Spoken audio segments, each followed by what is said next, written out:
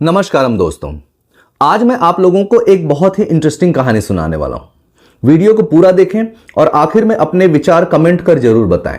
अगर आप मेरे चैनल में पहली बार आए हैं तो चैनल को सब्सक्राइब करना ना भूलें। दोस्तों, 11 मार्च 2003 को नोएडा में एक शादी हो रही थी। दुल्हन पक्ष के लोग बारात के स्वागत के लिए आए हुए थे। तभी दूल्हे की मां, जो उस समय लगभग 59 साल की थी, ने दूल्हे के पिता से 12 लाख रुपए और एक कार की मांग की। जब पिता ने इसकी पूर्ति न कर पाने की बात कही तो लड़के के परिवार वालों ने लड़की के घर वालों के साथ गाली गलौज करना शुरू कर दिया।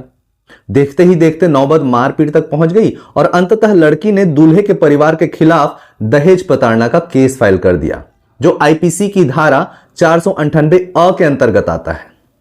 केस फाइल होते ही यह मीडिया के माध्यम से पूरे देश में फैल गया और देखते ही देखते यह केस अत्यंत ही मशहूर हो गया और वह लड़की पूरे देश के सामने एक आइकन बनकर उभरने लगी। उसकी कहानी कई भारतीय और अंतर्राष्ट्रीय अखबारों में छपी। एक राजनीतिक दल के द्वारा तो उसे चुनाव लड़ने का भी न्योता मिला। 2004 में एससीईआरटी दिल्ली ने उस लड़की की कहानी को कक्षा 6वीं के अंग्रेजी पुस्तक में एक अध्याय के रूप में भी शामिल किया। 2004 में उस लड़की को अमेरिका के एक अत्यंत ही मशहूर टॉक शो में आमंत्रित किया गया, जहां उस लड़की ने अमेरिकियों को वहां पैदा होने के लिए सौभाग्यशाली होने की बात कही। क्यों? क्योंकि वहां दहेज जैसी कोई कुरीति नहीं है। वह लड़की अब तक नेशनल सेंसेशन बन चुकी थी और महिला सशक्तिकरण की मिसाल बन चुकी थी। केस इस दरमियान चल ही रहा था। इस केस में लड़के के परिवार वाले, जिसमें लड़के की मां और उसकी 75 वर्षीय बड़ी मां, ये तीनों ही शामिल थे। केस के दरमियान ही लड़के की मां, जो सरकारी नौकरी में थी, को नौकरी से बर्खास्त कर दिया गया और साथ ही उन्हें सेवानिवृत्ति के लाभों से भी वंचित कर दिया गया। इन सब घटनाओं को उस लड़की की जीत की तरह देखा जाने लगा। जैसे जैसे लड़के का परिवार बर्बाद होता गया, डिफेम होता गया, वह उस लड़की की विजय का प्रतीक बनकर उभरता गया। न जाने कितने महिला अधिकारों के लिए काम करने वाले संगठनों ने उस लड़की को करोड़ों लड़कियों का प्रेरणा स्रोत बना दिया। इस केस की लगभग 300 से ज्यादा पेशियां हुई और अंत में निर्णय का दिन भी आया। फरवरी 2012 को जिला न्यायालय ने लड़की द्वारा लगाए आरोपों के समर्थन में प्रमाणों की कमी के चलते लड़के के परिवार वालों को बरी कर दिया। जैसा कि मैंने पहले ही बताया कि लगभग 300 बार से अधिक की पेशी में लड़की और उसका परिवार केवल 10 बार ही उपस्थित हुआ। बाद में पता चला कि लड़की पहले से ही शादीशुदा थी और इस शादी से बचने के लिए उसने यह झूठा केस लगाया था। इस केस का खुलासा उसी के पहले पति के द्वारा किया गया। इस कहानी को सुनकर आप शॉक्ड हुए कि नहीं? दरअसल में यह कोई कहानी नहीं, बल्कि दिल्ली में घटी सच्ची घटना है। दहेज के आरोप के इस झूठे केस की वजह से पूरे 9 सालों तक एक परिवार, उस लड़का और उसकी मां, विधवा मां, पल पल प्रताड़ित होते रहे। न केवल सामाजिक व आर्थिक तरीके से उन्हें तकलीफों से गुजरना पड़ा, बल्कि कानूनी दांव पेचों ने भी उनके जीवन को नर्क जैसा बना दिया। कानून बनाए जाते हैं इंसाफ के लिए। हजारों सालों से दबाई गई, कुचली गई महिला जाति को न्याय दिलाने के लिए कई सारे कानून बनाए गए, जिनमें दहेज के खिलाफ कानून और सेक्सुअल हैरेसमेंट के कानून भी शामिल हैं। पर एनसीआरबी के आंकड़ों के अनुसार ये 2 कानून सबसे ज्यादा दुरुपयोग होने वाले कानूनों में पहले 2 नंबर पर है।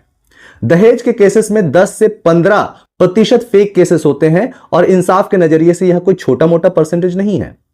आपको पता ही है कि इन कानूनों के अंतर्गत लड़की या उसके परिवार वालों के बयान को ही सर्वोपरि मान लिया जाता है। दूसरे पक्ष, जिसमें लड़का शामिल होता है, उसे पहले से ही दोषी की तरह देखा जाता है, या सच कहूं तो दोषी ही घोषित कर दिया जाता है। क्यों? क्योंकि वह एक लड़का है और उसका परिवार, लड़के का परिवार और लड़के का परिवार लालची ही होता है, अपराधी ही होता है। यह कुछ ऐसा ही है जैसे बड़ी गाड़ी वाले के साथ अगर छोटी गाड़ी वाले का एक्सीडेंट हो जाए तो हमेशा गलती बड़ी गाड़ी वाले की ही होती है। इसी प्रिजुडिस का शिकार हुआ था उस लड़के का परिवार। पूरे 9 सालों तक वह लड़की हीरो बनी रही, महिला सशक्तिकरण की मिसाल बनी रही, और आजकल विमेन एम्पावरमेंट के नाम पर क्या क्या चल रहा है वो बड़ा ही भयंकर है। खैर, पूरे 9 साल उसे अखबारों में आइकन की तरह पेश किया गया, पर जब फैसला आया और लड़का निर्दोष सिद्ध हुआ तो इसी मीडिया ने इस केस को लेकर छोटी छोटी खबरें छापी। लड़के का बड़े पैमाने पर इंटरव्यू भी नहीं हुआ, ना कोई बड़ा कवरेज हुआ। लड़के के परिवार ने उन 9 सालों में जो अपना मान और सम्मान खोया, उसे क्या वे वापस कर सकते थे? अरे कम से कम उन दुष्प्रचार करने वाले लोगों को यह अपना पाप धोने के लिए तो करना था, ताकि लड़के को अपनी बात अच्छे से कहने का मौका मिले जो उस समय वो डिजर्व करता था। पर नहीं, ऐसा कुछ नहीं हुआ। क्यों? क्योंकि वह एक लड़का था और यह अधिकार केवल दबे हुए, कुचले हुए, शोषित लोगों के लिए होता है और लड़के इस कैटेगरी में नहीं आते। अब देख लीजिए, सोशल मीडिया में ऐसे वीडियोस आए दिन वायरल होते रहते हैं जहां किसी लड़की का किसी लड़के को चाटा मार देना उसका अधिकार होता है। पर अगर सिर्फ फिल्मों में लड़कों को लड़कियों को चाटा मारता दिखा दिया जाए तो यह अपराध हो जाता है। अगर लड़का पोस्ट मैरिटल अफेयर करे तो यह चीटिंग हो जाता है, पर अगर लड़की करे तो यह उसकी चॉइस हो जाती है। जब मैं यह कह रहा हूं तो मैं महिलाओं के विरुद्ध नहीं हूं। मैं हर उस महिला के साथ खड़ा हूं जिसे न्याय की जरूरत है, जिसका शोषण हो रहा है, और ना ही मैं उन कानूनों के खिलाफ हूं।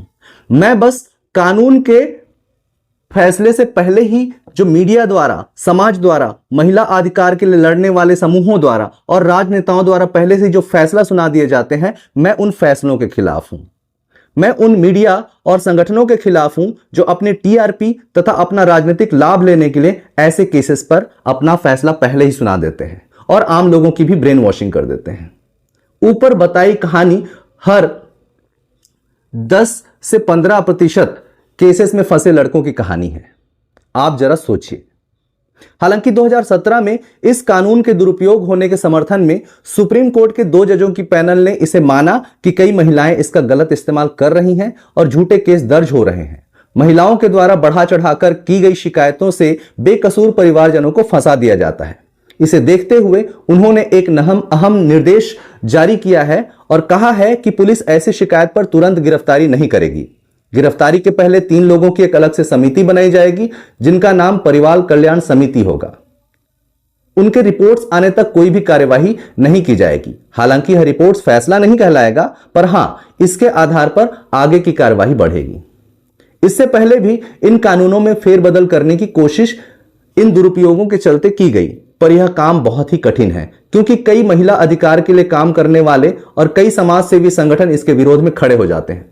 पर क्या वे उन 10 से 15% झूठे केसेस में प्रताड़ित होने वाले लड़कों को उनका मान और सम्मान वापस दे सकते हैं? सोचिए, कमेंट कर जरूर बताइए।